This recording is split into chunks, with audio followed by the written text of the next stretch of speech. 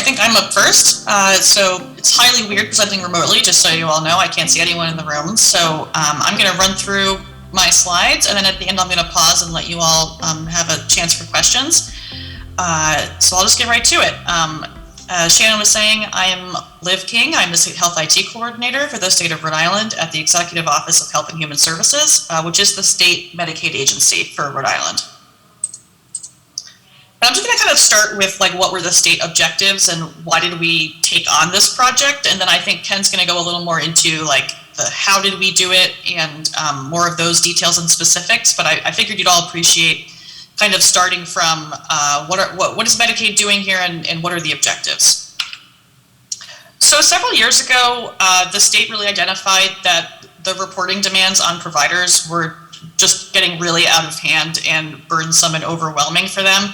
And we, of course, are one of the entities that are creating the reporting demands. So every separate payer wanted different types of clinical information in different methods and formats.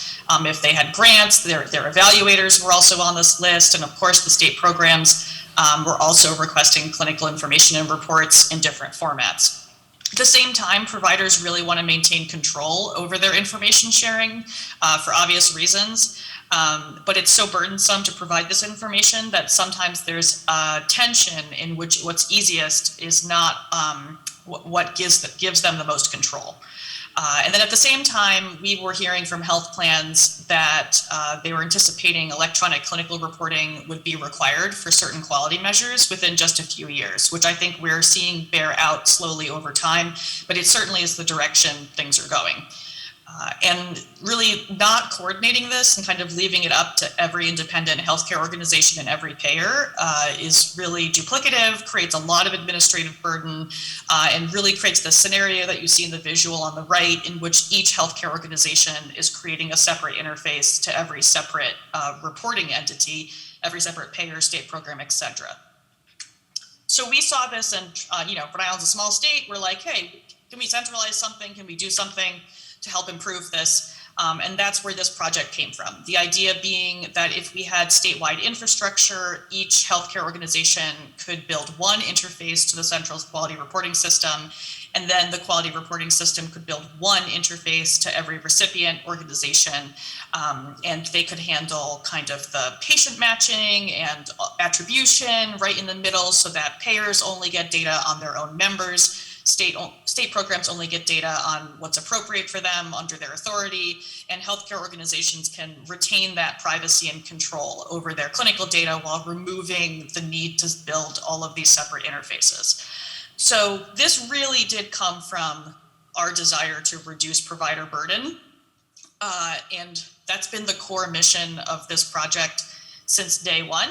Over the years, it has kind of taken slightly different directions as we've understood the changing landscape of what is creating provider burden. But ultimately, the goal here is to create efficiencies and kind of create a central infrastructure that can address many different use cases. So a little bit of a pause to discuss where this fits into Medicaid in Rhode Island.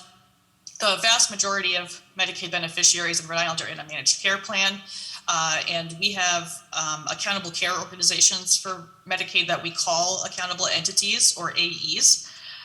And EOHHS identified that we needed this central infrastructure because otherwise the AEs were going to build separate interfaces with each NCO.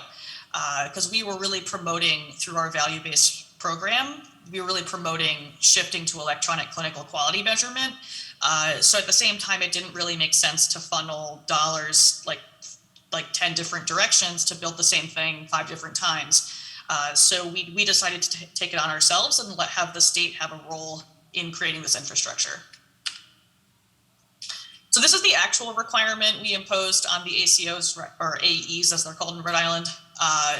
So we did give them some options. So we said, okay, the old method, you can send an aggregate AE level file to each of your NCOs. You could send this file to our vendor, IMAT, instead if you want, or you can send clinical data directly to the NCOs, or you can send clinical data to IMAT, our vendor, who will then submit that data to the NCOs.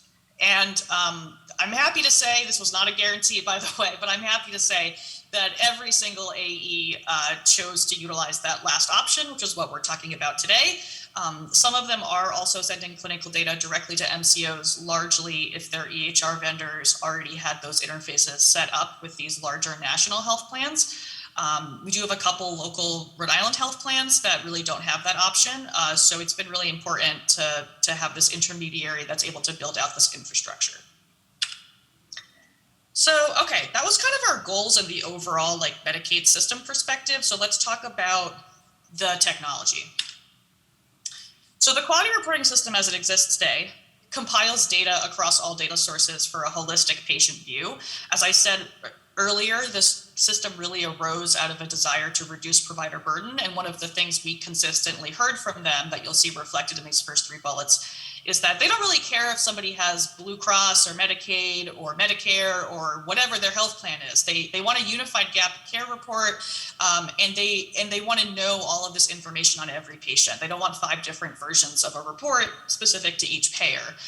And they also don't want to have the current task that they have, which is kind of tracking down records from all different providers to understand, like, for example, did your ophthalmologist give you an eye exam, or do I need to make sure you get an eye exam because you have diabetes, right? So as we onboard more data sources to the quality reporting system, that information is available to providers on their own patients in their quality measures. We also made sure the system supports specific measures that are needed by providers in Rhode Island. And it can report clinical data or measure results at the right level. So this can generate aggregate or identifiable information. We can create raw extracts, or we can create measure-specific reports. So this overall creates a consistent approach to data collection, patient matching, and measure calculation, so that there's transparency. And this is another thing we heard consistently from providers. It's really not helpful to get a performance report from a health plan like 6 months after the event has occurred. You really want to know as soon as possible, ideally in real time, that, hey, here's the 10 people who need eye exams and I need to contact them. Finding out after the fact is kind of frustrating. There's not really an opportunity to make changes. So we really wanted to build a system that would allow them to look at their own data the same way the health plan looks at their data. So when they get these reports from the plans, there's no surprises. It's information they've already had access to on demand when they wanted it.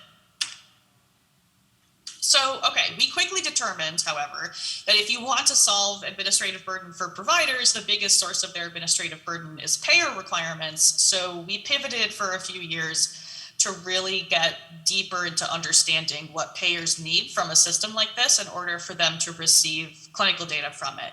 And as probably anyone attending this session is aware, things have changed over the past few years as we've progressed with this project around how the NCQA is handling electronic clinical data. So this project has had to grow and evolve over time as the landscape has changed.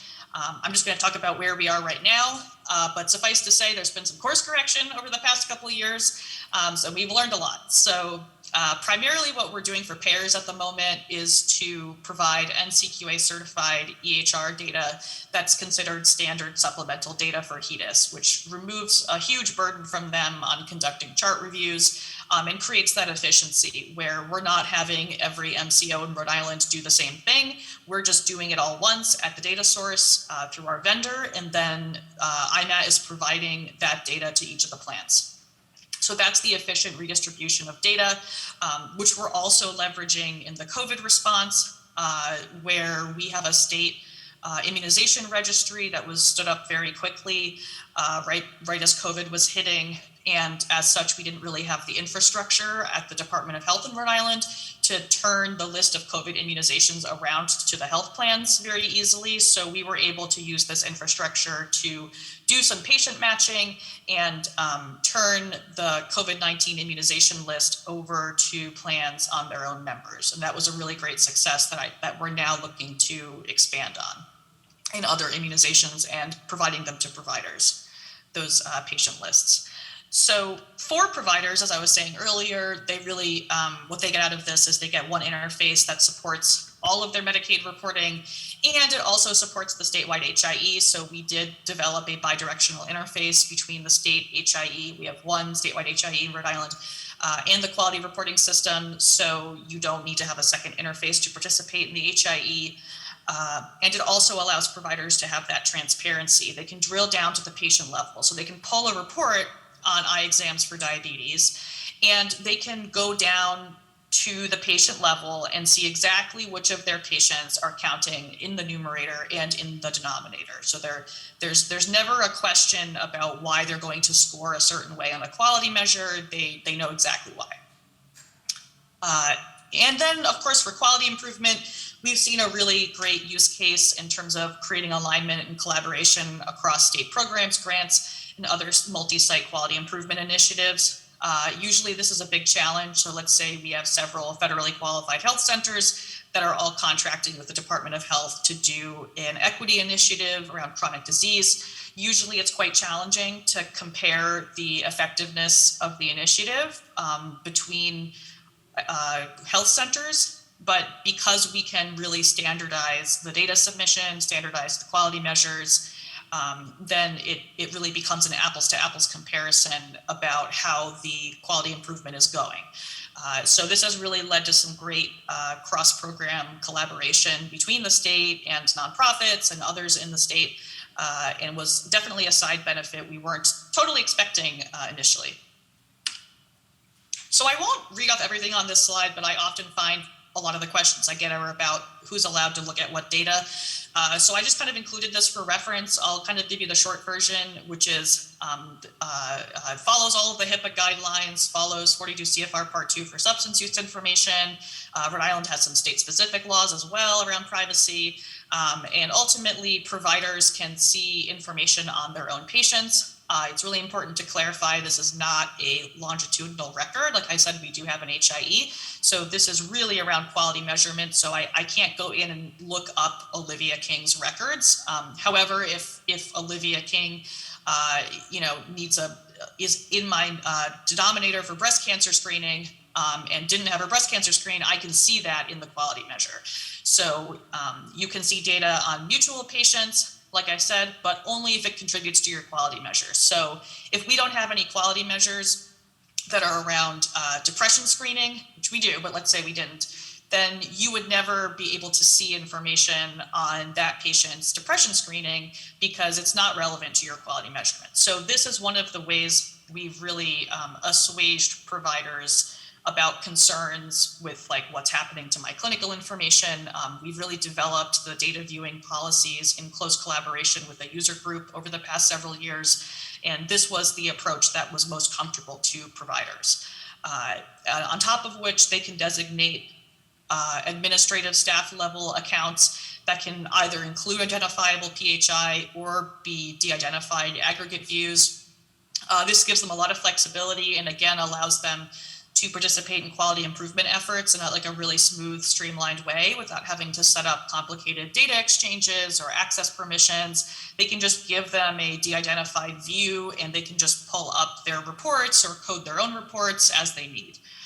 So that's pretty powerful as well. And then finally, obviously the biggest use case here is being able to send information to health plans. So health plans send their attribution file with identified information on their members and what line of business they're in, so that the providers, the data sources can specify which lines of business they want to report on to the health plans. Again, they own their own data, so we really follow the direction of the data submitters.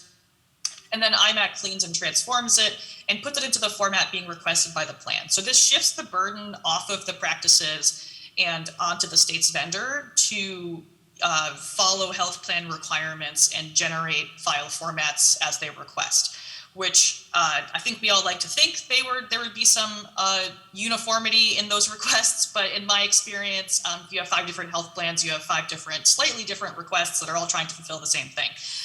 So it's quite burdensome, and this way we get to, rather than having all of our providers try to figure that all out individually, we kind of take that off their plates and do it ourselves. Obviously, the health plans have plenty of reasons to want PHI level clinical data. So we've been working very closely with them to ensure what we're providing them meets their needs. So, okay, where are we right now? This all sounds great. This sounds like, you know, I'm sure it sounds very ambitious. Have you actually accomplished any of this? That's a great question. I'm happy to say we have accomplished quite a bit. It's been a very busy past year. Things got pretty delayed because of the pandemic, which I'm sure won't surprise anyone. But in 2021, we were able to meet all major in-production milestones for all of our Medicaid ACOs. So I don't know if this list of clinical sites will mean anything to anyone here, but if you don't know anything about Rhode Island, this is some pretty big players in the Rhode Island healthcare system. These are a lot of federally qualified health centers, a huge chunk of Medicaid primary care. It's also a little bit misleading. I'll be transparent and say that this first bullet, Care New England Primary Care, is one huge Epic interface that covered about like 40, 45 of those sites out of the 83 total, but it did require some pretty extensive mapping because there are so many sites in there and we need to be able to identify the physical location services were provided at. So that was one of the things we learned throughout this process. And on the right, you can see we've successfully connected pretty much every big EHR you can think of, and then a few that have a pretty small market share, but are more commonly used in Rhode Island. So I've really found over the past couple of years that this can get pretty confusing. It's pretty weedsy. If I didn't have a data analytics background, I think I would get totally lost. So I came up with this flowchart to help explain to providers what requirement each of these activities are doing and kind of where they are in the pathway. So basically the way this has been working is when you first onboard, you send your clinical data into the staging environment, and then you have to go through some data validation. And I've been calling this preliminary measure validation. So it's important to note that the health plans all have their own HEDIS vendors, and they are not running their HEDIS quality measures out of this system, right? They want output, that's standard supplemental data. They want to run their own measures. So that means that there's really two different functions for this system, and providers have to do two different things if they want either outcome, which is why there's two end boxes here. But no matter where they're trying to go or what they're trying to do, they have to do some basic data and measure validation. Things like, hey, you shouldn't have any patients that were born in 1850.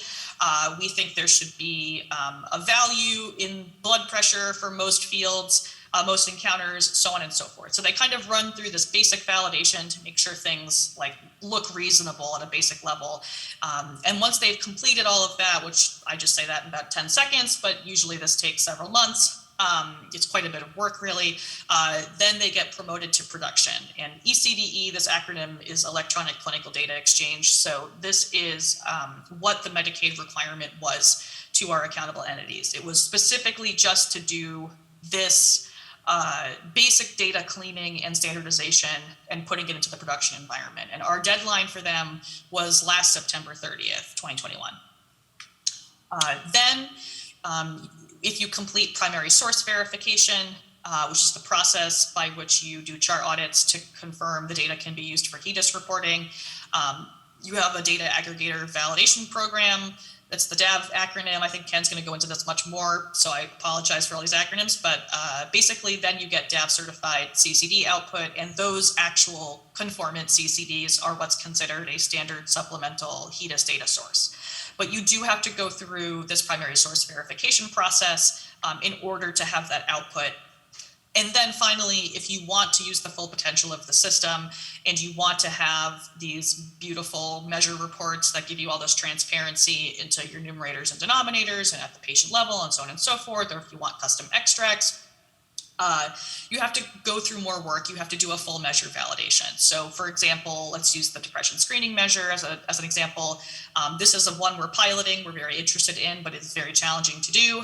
The main reason it's very challenging to do, people generally in Rhode Island, primary care does a really good job conducting depression screening, but EHRs are not really set up to record or report on the outcome in a standardized way. So even though we have the depression measure, quote unquote, built, in the quality reporting system, that doesn't mean that a provider's data is going to be reflected accurately in the measure unless they really work with IMAT over a couple months to build out that specific measure specification with their data. So in Rhode Island, some of the programs that are using this are the Department of Health's Care Community Equity Program, which I kind of referenced earlier, the Care Transformation Collaboratives, community health teams, and then we're also working with a national nonprofit called Upstream to work on reproductive health. So I won't go into any of those programs, but just to give you some examples of clinical improvement programs that are building into their contracts a requirement for providers to go through full measure validation so that they can have a measure report specific to their program. All right, so funding, people care about funding. Initially, this was funded through the State Innovation Model Test Grant by CMMI. That ended a couple of years ago. Now it is funded for implementation fully at 9010 via a Medicaid Enterprise System Advanced Planning document, specifically for Medicaid use cases. So the certification for 7525 is planned for next year. We generally get the state match from either general revenue or the Health System Transformation Project. We have identified that we may in the future look into using opioid stewardship funds or other opioid settlement money and potentially charitable foundations. So if people have questions about this, I'm happy to take it. I don't want to go into more detail than people are interested in, but we do have an approved MES APD for this system, and it's been quite a journey, I'll put it that way. So one of the ways we do have an approved APD is that health plans may fund their own separate components for their commercial lines of business, and state programs and nonprofits that are kind of supporting Medicaid use, non-Medicaid uses. So for example, Upstream back here in the Department of Health, they might fund their own reporting program. So any custom work they need done to support their own reporting, this doesn't really fall under Medicaid, they're supporting themselves.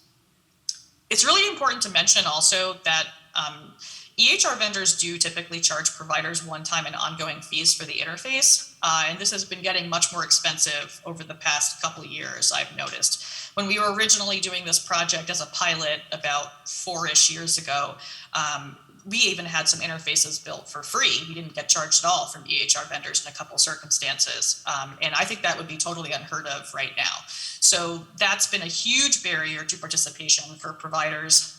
One of the reasons this does create so many efficiencies is because we are kind of using one interface for something that they might otherwise need to build 3 or 4 to support. So it is cheaper in that sense, but that doesn't mean that they have the upfront costs to cover these fees. So initially, under our SIM grant funding, we did cover a lot of these EHR fees for providers. That's not really possible now under the current 9010 Medicaid funding.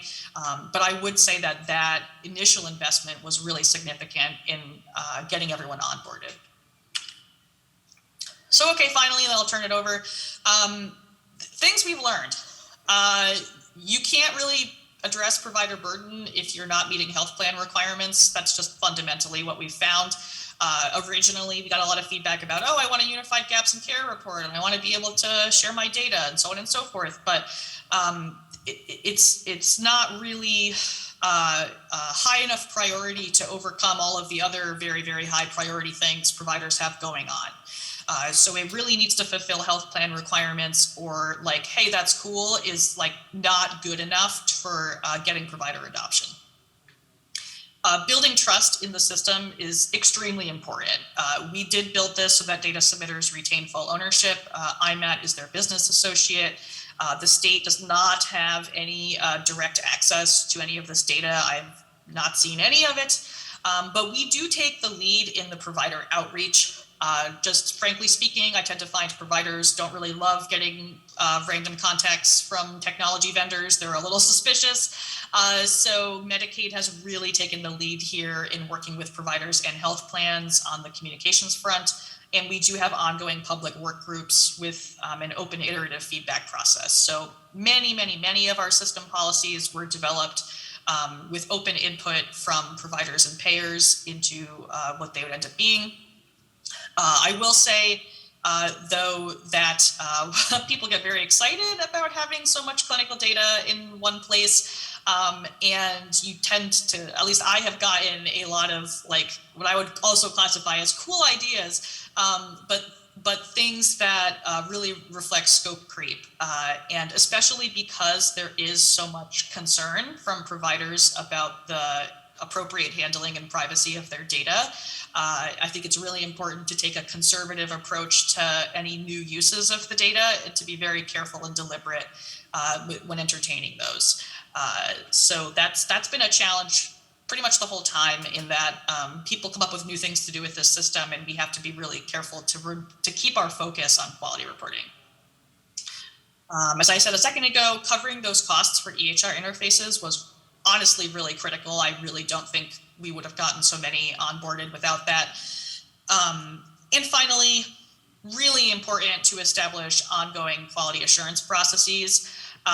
Providers change EHRs, they upgrade their EHR, they have huge staff turnover. There's many reasons that your beautiful, lovely data feed you just spent 6 months establishing might change in the future, which means if you're not paying attention, you won't realize that now your CCD is half empty and your health plans aren't getting any information, and this is functionally a useless data feed. So it really does take some continued attention. It's not a set it and forget it. We just really went live with most of these feeds like within the past year. So we're now kind of shifting into this ongoing maintenance phase in which we're trying to make sure providers have the technical assistance they need to maintain data quality. I would say we're kind of moving from an interface building to data quality kind of period, but I don't want to preempt anything Ken's about to say. So I will just cut myself off here. This is my contact information. Please feel free to email me if you have any questions about this. I think we're doing something a little unique that as far as I'm aware. So I'm happy to touch base with anyone else who's working on quality reporting. And I'll just kind of pause here and see if there's any questions. Although I'll actually say first that I think you have to speak into the microphone or I can't hear you. So you may have to go up to the microphone if you have a question. So Liv is actually remote, so if there's any questions for Liv in case the Wi-Fi drops here, you're more than welcome to ask a few questions before I start my presentation. All right, Liv, we have a question coming. Hey, Olivia, great presentation. I thought it was kind of interesting when you talked about cool stuff. Can you just talk about some cool stuff that people talked about that you could use that you may like put on the back burner because it's possible, but maybe not right now? Oh, so are you asking some examples for what are those things that we've been putting off a little bit? Yeah, like you said people had some great ideas, scope. Oh, sure. Like where do you think you could go with this? So one of the things we're actually going to be doing this year that we did have to put off for a little while is we're working really closely with the immunization registry to add a lot more data to the quality reporting system. So that includes the whole rest of the immunization data set, not just COVID immunizations, but all adult, adolescent, and child immunizations. And it includes all developmental screening and lead screening data for children in Rhode Island. And those have been two quality measures that Medicaid has really wanted to address with providers, but it's been challenging to do because the Department of Health is the source of truth for all lead screening and developmental screening information. And historically, the way they've gone about this is the Department of Health's generated a scorecard and sent it to providers on a quarterly or annual basis. And that has kind of the same issues that health plans doing quality measures has, which is thanks for telling me that was a year ago, I can't really do anything about it now. So bringing in all of this new data that we're going to do this year and then building the developmental screening and lead screening quality measures in the system will be the first time we're really delivering data to providers on their own patients that they otherwise did not have access to. And that's just the kind of thing that we have to get through all of the boring infrastructure, setting up the interfaces before we can start doing the really cool stuff okay, here's some Department of Health data that we're going to give you access to in a nice, clean, standardized report whenever you want it. You can just go in and pull the report in real time whenever you want. So I would say that's one example of something we're looking forward to doing. I would say another example is people are really interested in trying to get these gaps in care reports to feed back into their EHR in some way, automatically. I think I have to fend off requests for this on like a monthly basis. That's just so challenging. It kind of scares me how challenging that seems. So it's kind of been considered out of scope for this project as far as the state administering it is concerned. And also because I largely find that our accountable care organizations all have big health system level population health management platforms or case management platforms. And they're really all doing their own thing, and they don't really want the state to step in and be like, hey, we're going to make you put it all back in your EHR. So that's had a lot of interest, but is definitely one of those cool things that I have just been telling people is not in scope at the moment. Thanks, Liv. Any further questions, or can we go on to the next presentation? All right, Jim, I think we're ready to go to the next presentation. Okay, I'll stop sharing my screen, and I'll stick around so if there's any more questions at the end. Appreciate it. Thanks, Liv. So I'd like to say this, the QRS program that Liv and the State of Rhode Island has built is an excellent program. It's, as Liv said, it's taken the time for it to evolve to where it is today. And really, it's just really serves the healthcare constituents in Rhode Island very well. From IMAT's perspective, we also think that this is the opportunity that we can actually replicate this in other geographies as well. I'm Ken Barbe. I'm the VP of Professional Services and the Security Officer at IMAT. And what I'm hoping to do today is talk a little bit about how we're actually enabling the Rhode Island QRS program. But before I do that, I'm just going to, I stole a few slides from our sales force, so we've got to do the obligatory, a few things in terms of who we are and what we're all about. But that'll lead well in terms of how we enable the QRS program. Talk a little bit about the success criterion that we set and what we've established throughout that whole particular program, and then go in terms of what we think are the opportunities that are lying ahead. So, IMAT Solutions is our experts in healthcare data acquisition, normalization, and validation that supports the programs that you see on the right-hand side, from everything from HEDIS to STARS to population risk management to data aggregation validation, i.e. the DAV program, primary care first programs, and the list goes on. What we do with these particular programs is that we provide all of this back to the points in care that provide us all of those data sources in any different types of formats, from V2 to V3, meaning CCDs or flat files or FHIR interoperability, however the data comes in. And we provide those back to them in terms of, it could be gaps in care or a whole number of other different types of venues that are available to us. We are IMAT Solutions in the middle, and we help facilitate all of that. And our motto is basically clean data, complete data, current data, and we provide that whole framework in terms of making sure that as a data aggregator, especially in this particular program, that all of those things are very conscious to us going forward. We offer solutions, end-to-end solutions, turnkey solutions that help support these particular programs, everything from data acquisition to data normalization, validation, and data extraction, again, to support each of these particular programs. This is essentially what our engine looks like. On the bottom left-hand corner, you'll see how we do interoperability through the connections, through our interface engine. We always store the raw source data, so we always have a copy. We never manipulate it or transform it. We normalize it so we can get the best extraction out of our source data. And then we bring that in terms of extraction, normalization, patient matching, so that all that data stores in rest. We store that data. We have a whole series of query builders and reports available to us. We have in excess of 120 clinical reports and measures, NCQA certified HEDIS measures, as well as providing layers for API layers to extract that data to exterior sources, but also in terms of APIs to our visualization of the data, either within a provider dashboard, for example, which is our product, or a virtual health record, which we don't actually use in the state of Rhode Island, but we use with some of our other clients as well. But if you take a look in terms of what we accomplished within Rhode Island, this kind of sums things up with regards to, Liz mentioned 83 plus connections, but when you start talking about the health plans, immunization registries, and so forth, it ends up being in about 100 plus connections. IMAT actually does much more than that in other clients, so we have probably more connections, like the 3,000 plus types of connections. Everything comes in real time or in terms of the cadence that the provider dictates to us.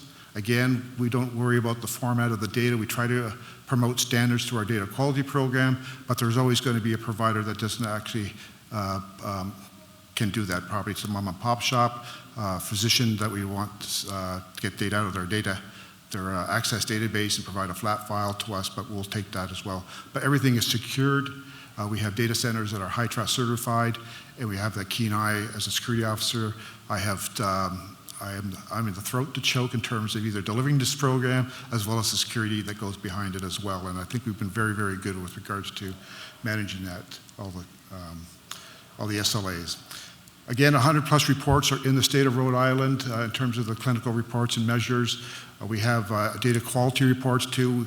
We're very proud of our data validation tools, both in terms of field level and at the patient matching level, but also with regards to the measure validation that we have as well.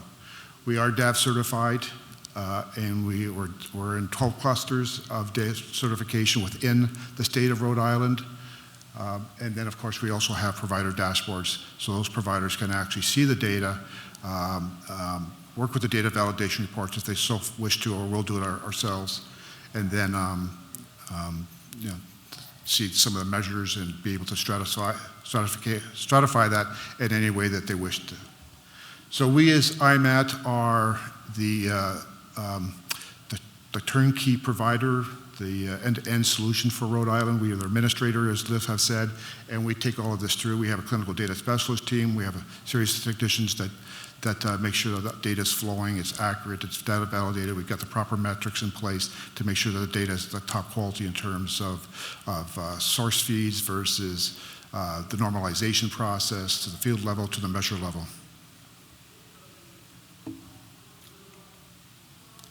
So how do we do this? I won't go into this because methodologies can get quite boring, but basically we do have 3 methodologies that we have for all of our customers, but certainly in the state of Rhode Island as well.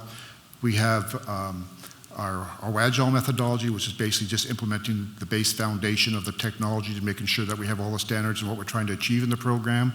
We kind of do a little bit of a reverse engineering. We understand the concept, the program, the objectives as we did through Liv and her team, and we kind of reverse engineer it in terms of saying, okay, now what type of data do we need to help us out with the program, understanding all of the programs we have to do in terms of HEDIS and population risk management.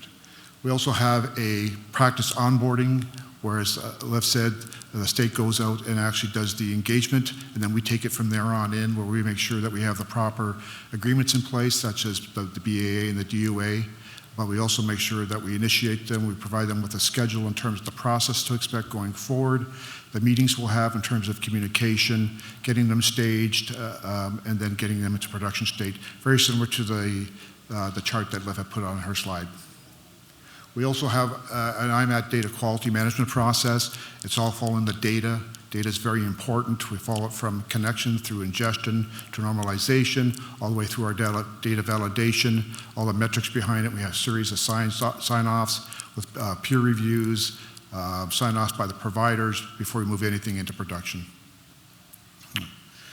And yeah, we'll go with that. So, being an information specialist, I always think of things in terms of people, process, technology, and governance. That's very much what we have done with the QRS program on behalf of Rhode Island, is that we wanted to make sure that the people that we bring to the table are healthcare clinical data specialists, both in terms of program management, and I say program management, not project managers. Yes, they're project managers, but I want them to feel the importance of the objectives of the program, be account managers, and make sure that everything is also going very fluid, data quality managers as well. We've got to make sure we have the right processes in not only our methodologies, but our whole process in terms of change management control and the whole data quality process as well. Our technology is, as you said, we have a whole list of the 9 EHRs that Liz had presented in terms of getting connections through those that provide approximately 90 connections. making sure we have standards in our data elements, that there's adherence to that as best as possible for the providers, but we all know, we all work with providers, we know that's not always going to be possible, so we work with them and figure out the anomalies and how we're actually going to receive the data and normalize it and bring it into the unified data hub, data store. Data validation is something very important to us. Of course, it's the buzz. That is of late, we are DAV certified in our data, and I do want to make sure that everyone has understanding. What does DAV certified data mean versus good data? Well, first of all, IMAT processes only good data, and that's what our end result is.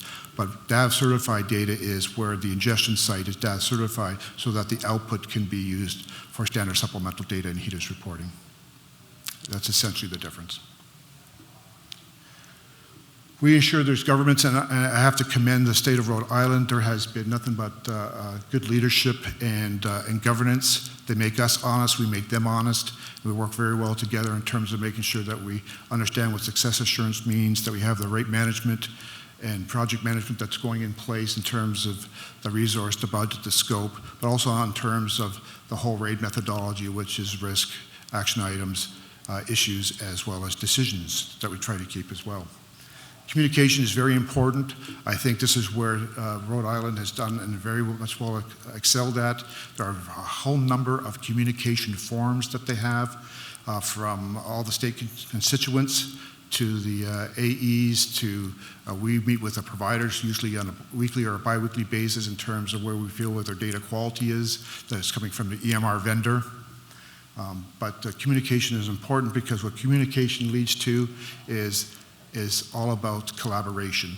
And that's very important in this particular program. I think in any program that once you start building trust and confidence with the providers and with the health plans, then you start seeing a better degree of collaboration between everybody. They understand, they buy into the program. And that's the other thing is that Rhode Island has done very well, is that they've worked very, very hard over these years to get that buy-in and get the assistance of Medicaid as an example. So some of the key success criterion that we had set out, I'm very happy to, I think we pretty well have a check mark in all of those. They're also based on a lot of lessons learned. Again, I take a look at the people, process, technology, and governance level of these particular criterion. I call out a couple of ones is the vision of this particular quality reporting system program, of what they wanted to achieve, the collaboration that they wanted, and they didn't waver from that vision as well. Obviously, we had some hiccups with regards to the pandemic and a number of resistance, but with the lobbying and making these things work, we saw this vision through to a pretty good product today, and of course, there's still a lot of work to be done. From the people perspective, we're all driven. We had a period of time last year where we had to get 73 connections in place within a very short period of time by the end of September 30th, so we can actually use that data for the DAV certification. We're very happy that we were able to meet that, but again, that took the work of many to lobby to make sure all of that worked, including right down to the provider level as well in the EMRs. Processes in place that we had, we made sure that our team had very easy access. Again, we have a clinical data specialist team where each one is assigned one or more providers. They meet with them regularly, make sure the access is there. We're very suggestive in terms of where data points may be that they may have to go to the EMR themselves. Our data validation tools are very strong that we can pinpoint exactly where the data anomaly is, and we can query right down to the patient level where that is and where in the raw source it is, and then we provide that feedback back to the EMR or to the provider if it's not something that we did in our own extraction process as well. Of course, with regards to the technology, so it wasn't easy. We went through a pretty grueling process with the State of Rhode Island about 4 or 5 years ago through an RFP process. They made us prove everything. I'm happy to say that we are where we are today because of that. And when I look back in terms of retrospect, you can see it's been a pretty good fit in terms of our technology and what they wanted to achieve within their program. The bottom line says, just reiterating a lot of things that Liv has said, provider confidence is very important, and you only get that through communication, established methods and processes, the tools and the clinical data experience, and how we work together and collaborate to get the data quality that everybody deserves, and the reporting and the outcome measures that they want as well. Certainly, the Medicaid requirement of the ECDE program that Liv highlighted certainly have played a lot in terms of getting and pulling more of the constituents into the program. In terms of opportunities that we see that lie ahead is the CCD conformance, and it's going to be a continuous thing from our experience of going through the certification process. NCQA and their auditors, the validator auditors, like the Q metrics, are going to be out there always making sure that new things come to light, and probably as they extend programs that CCD will evolve and grow. We're outfitted to make very rapid changes to all of that, and the bottom line is we want to make sure that anybody that receives our DAV certified CCD on-demand product is having the highest quality that's available to them. Primary source verification is probably one of the most time-consuming things that's in the DAV program, and certainly the chart pulls and the validating that whatever's out in the output CCD document is representative of the data that's actually in the EMR at the provider level. So what we're looking to do with our technology is to try to make that process easier in terms of maybe pulling in the pull charts and doing cross comparisons, or even scraping the patient charts if available to us. So anything that would help lessen the burden. It's all about lessening the burden for the provider. Primary care provider dashboards are very important. The providers like to see the data, they like to be involved, they like to see the metrics that are behind the data validation in terms of percentage of completion, but also in regards to the measure validation as well in terms of we have the right denominator, the numerator, and the population that goes with these particular measures. Other things we're going to be doing there is, as Liv said, about immunization, so again, extending the data beyond the COVID immunization and bringing that into the system and being able to report and track and do all the things that would be asked of us. And then the last item I'd like to say is something that has just come out very recently by CMS in terms of their 6-year roadmap. And of course, they're trying to conform and push their roadmap and using US CDI standards, as well as enabling FHIR interoperability. Well, we have that. I think if I had to assess the QRS program, we're probably about somewhere 50 to 75%, if not more, 75% along that data quality, the digital quality reporting system, and can get there rapidly fast. I know our technology is very much emerging. We have a great team of engineers that are very focused on things like this roadmap to better serve the healthcare industry.